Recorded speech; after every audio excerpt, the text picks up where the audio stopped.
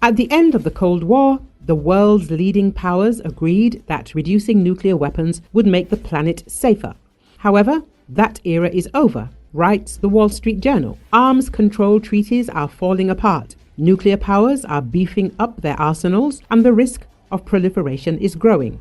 There is growing discussion of the possibility of using tactical nuclear weapons to gain an advantage on the battlefield.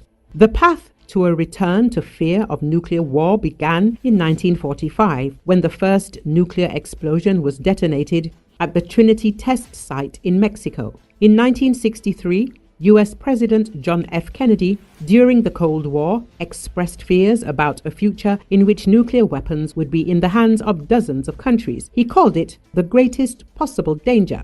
For decades, arms control treaties, technical barriers, and the principle of mutually assured destruction have kept worst-case scenarios at bay. Global stockpiles of nuclear weapons peaked in the mid-1980s, but have since declined steadily.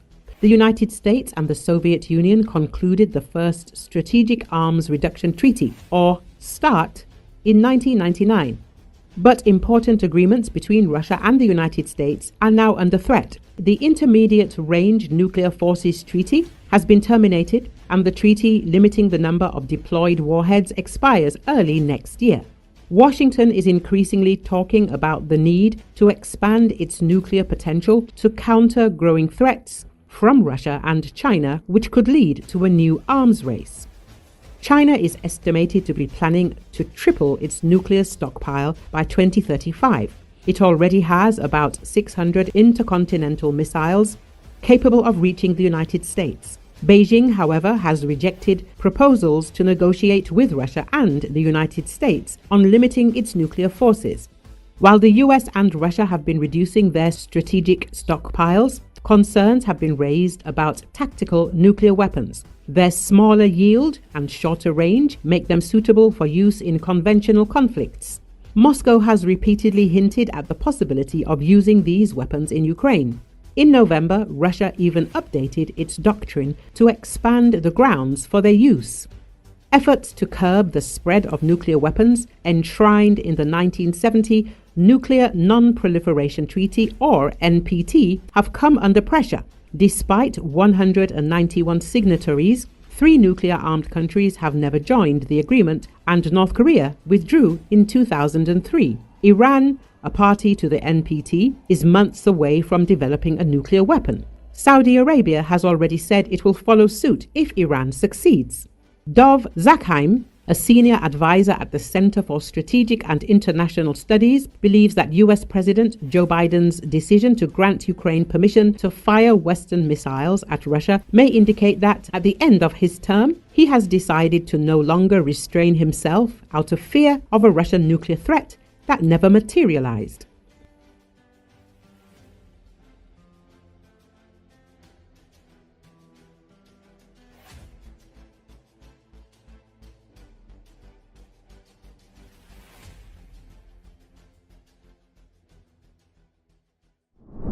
In the past month, 400 to 500 North Korean soldiers began storming Ukrainian positions in Kursk, outnumbering Ukrainians by at least 6 to 1, reports the Washington Post. The fighting continued for 8 hours until the Ukrainian soldiers ran out of ammunition, which forced them to retreat. The publication also writes that if the armed forces retreat from the Kursk region, 60,000 Russian military personnel will begin a large-scale offensive on Ukraine, seizing even more territory.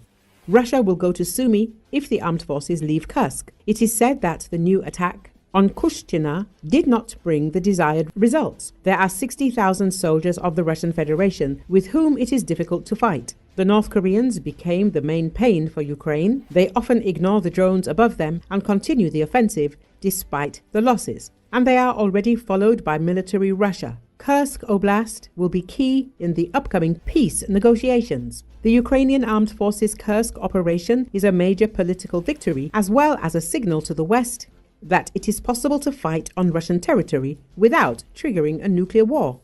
This was stated by journalist Pavlo Kazarin, who joined the Ukrainian Armed Forces at the beginning of Russia's full-scale invasion, in an interview for Ukrainian Witness. "Our unit's crews fought there, but I wasn't there myself.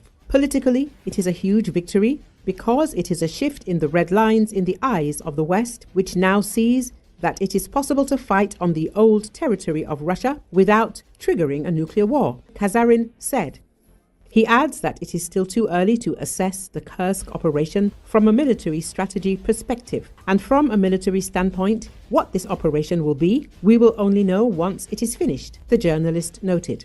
Kazarin also stated that North Korean soldiers fighting on Russia's side, particularly in the Kursk region, pose a significant danger, and I am very concerned that the West did not react to the North Korean expeditionary force as it should have, Pavlo Kazarin added.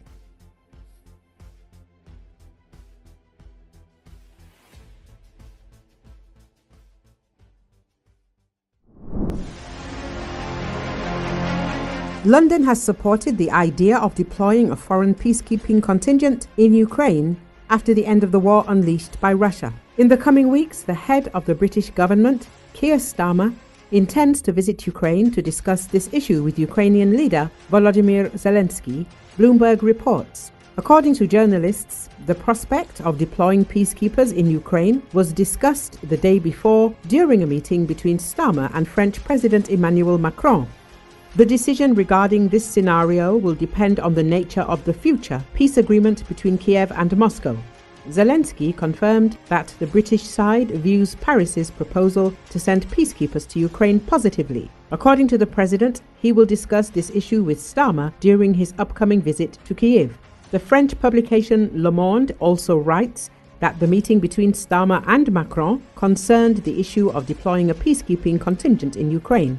During the conversation, the parties agreed to coordinate their actions with the aim of providing support to Ukraine for as long as it takes, and noted the importance of providing security guarantees to the Ukrainian state. The deployment of foreign troops in Ukraine could serve as a deterrent to a new Russian invasion, while the country is not a NATO member, journalists note.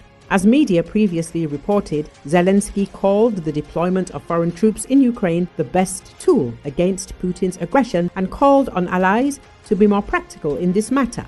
He recalled the initiative of Emmanuel Macron, which he voiced last year. It consists of transferring military contingents of allied countries to Ukraine. The head of state added that, in his opinion, this is the best tool to bring a fair peace closer, and called on partners to be more practical in this matter.